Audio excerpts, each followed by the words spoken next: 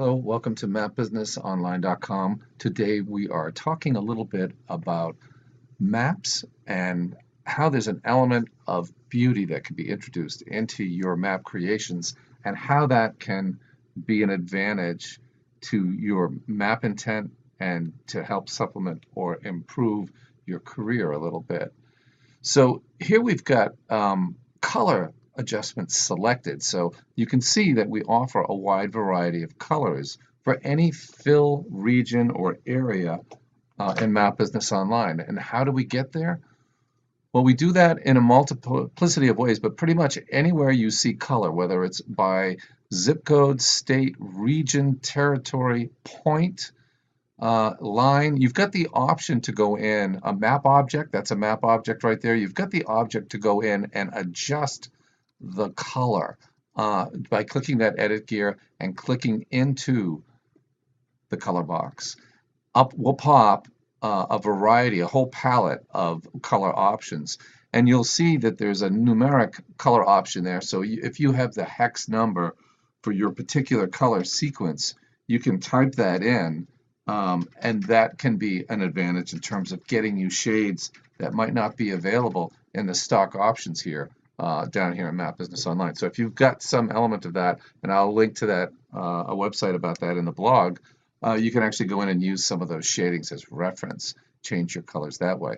Once you've chosen your color, that then gets assigned to the map object, or likewise, it could happen at the region level, at the territory level, at the state level, zip code, anything. Those color code options are all right there. Another way to get to that would be to hover over any particular layer, and you can go in and decide that you're going to color code that layer based on some sort of demographic or maybe database option, something that you've brought in. And again, you've got the option to go in and adjust colors for ranges, for the various points that you assign. You can go in and change the colors in the same way. Look for that color box and you'll see some flexibility that way.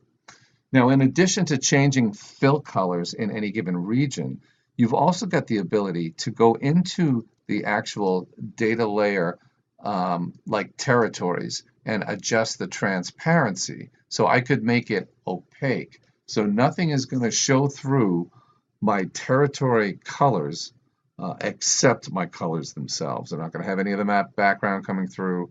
I'm not going to have any boundaries coming through that aren't related to territories. So you've always got that option to adjust that transparency. And I think that that's important because as you adjust that transparency, the colors can become less impactful or more impactful. And that can be appreciated by an audience in a variety of ways. So if you've got an audience that's asleep, that tends to be asleep or maybe isn't all that interested in what you've got to say, you may want your colors to be pretty bright and pretty impactful right from the beginning and right through your map development, however you do it.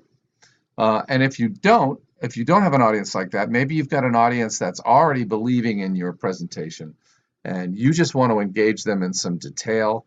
Maybe you can be less obnoxious in your color presentation at that point. But think about when you do transparencies, think about how things shine through.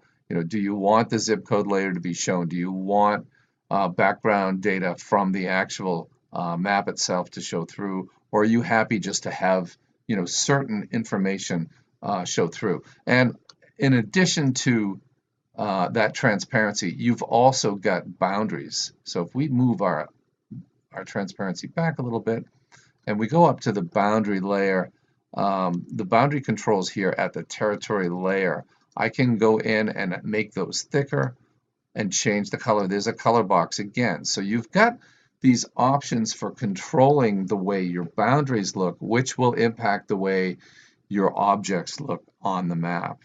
You can adjust the color, you can adjust the thicknesses, and you can make the territories and regions and divisions all have different levels of impact, maybe different thicknesses for regions as opposed to territories, and give it a color that's going to stand out. I'm going to over-exaggerate here. But these are all sorts of controls that you have within Map Business Online to make your map sing to your particular audience And in this particular case, with the map that I've got on the screen right now, my audience is going to be screaming and running for the exits.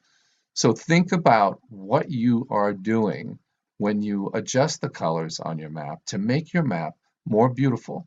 Another point that I tried to make in the presentation was that sometimes topography in and of itself can be of interest to map viewers in general. And you can find places in the map that has excessive topography and may be of interest to a map audience. And it may not be something that your particular map at this time really wants to see, but you do have the ability to go in and see some of that topography. And if we just went into Nevada, you're going to see some of it show up.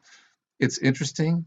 It maybe livens up a map for somebody who is outdoorsy, or maybe it's a beginning slide as you start to make a point about a particular state which is known for its topography, and you can use various background layers to make that topography look different or better or more pronounced or even darker, but still show topography. So there's options you have to liven up that map, to beautify that map, and to engage your audience at a level that's almost subconscious to them, and make your map and your career a winning map-induced opportunity for everybody involved. Go to Map Business Online and take our free trial.